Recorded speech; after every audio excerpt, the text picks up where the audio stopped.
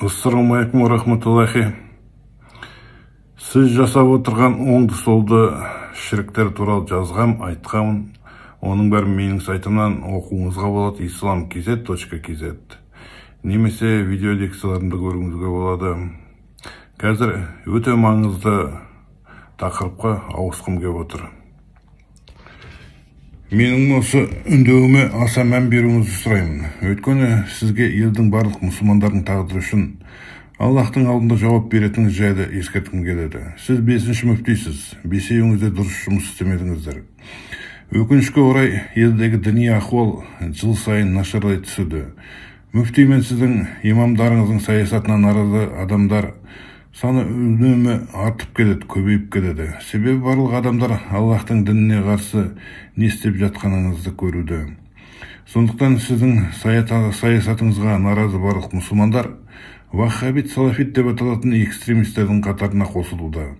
Олар сауатсыз адамдардың санасын шебер улап, Аллахтың шариғатына қарсы заңсыздықтарыңызды көрсетіп, халықты сіздерге қарсы қоюда. Сондықтан осындай адамдар салафиттердің қатарын көбейтуде.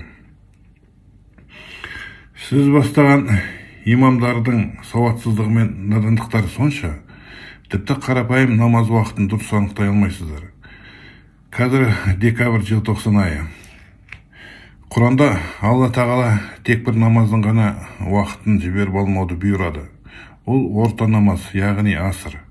Аср бұл ерекше намаз. Осы уақытта періштелер ауысады. Ал сіздер не істейсіздер? Алла тағаланың бұйрықтары мен Мұхаммед пайғамбардың саллаллаху алейхи вассаламның сүннетінен гөрі сіздер үшін дүмше ғалымсымақтардың шатпарағы бірінші орында. Сондықтан сіздер зухурдың уақытын өткізіп, асырдың уақытының ортасында зухурды оқисыздар. Жұма намаз әлемдегі барлық мұсылмандар үшін ерекше намаз. Надандықтарыңыз сонша, сіздер жұма намазының уақытын өткізіп жіберіп, асырдың уақытының ортасында ғана жұма намазын оқисыздар.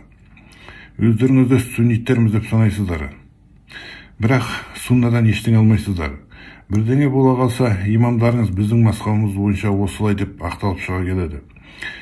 Сіздер кейде надандықтарыңыз бен мазхабтарыңызды да елемейсіздер. Мысалы, жалған хадис бойынша асырдың уақыты заттың көлеңкесі 2 есе көбейген кезде келеді деп айтасыздар. Ал шын мәнінде заттың көлеңкесі 2 есе емес, 4-5 есе көбейген кезде ғана асырды оқисыздар. Неге мазхабыңызды елемейсіздер? Неге сүннетті елемейсіздер? Ең бастысы, неге Аллахтың асырды уақытында оқу туралы бұйрығын елемейсіздер? О сектанттар. Хадистерге сәйкес асырдың уақыты заттың көлеңкесі заттың биіктігіне тең болғанда және күн сәулелері сарғая бастағанда аяқталады. Бұл өте қысқа кезең. Зухр намазының уақыты да қысқа. Зухрдың уақыты күн көкжиектің ең биік нүктесіне көтерілген кезде келеді. Бұл уақыт сіздің мазхабыңызға сәйкес келеді. Бірақ сіздер аср кезінде зухр оқисыздар. Хадистерге сәйкес Мұхаммед пайғамбар саллаллаху алейхи вассалам мағрибті аяқтаған кезде дала әрі жалық болған және садақтан шыққан жебенің қайда құлағанын көруге болатын еді. Ал сіздің имамдарыңыз мағрибті уақыттан 5-7 минуттан кейін оқиды және далада қараңғылық түскенде аяқтайды. Мағрибтан 1 сағаттан кейін сіздер ишаны оқисыздар.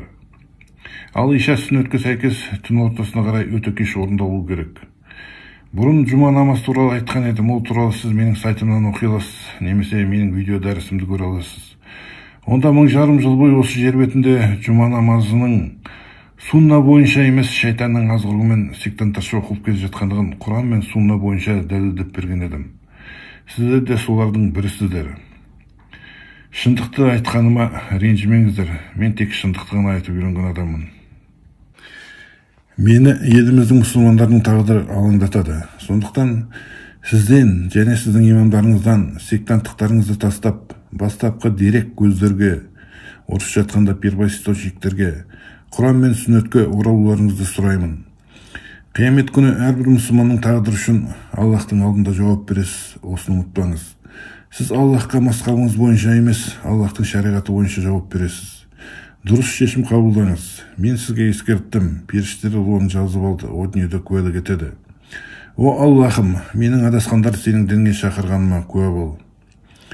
Барлық сансыз, шексіз, шетсіз мақтаулар мен мадақтаулардың бәрі ұстаздардың ұстазы тек жалғыз Аллахқа ғана тән. Аллаху акбар.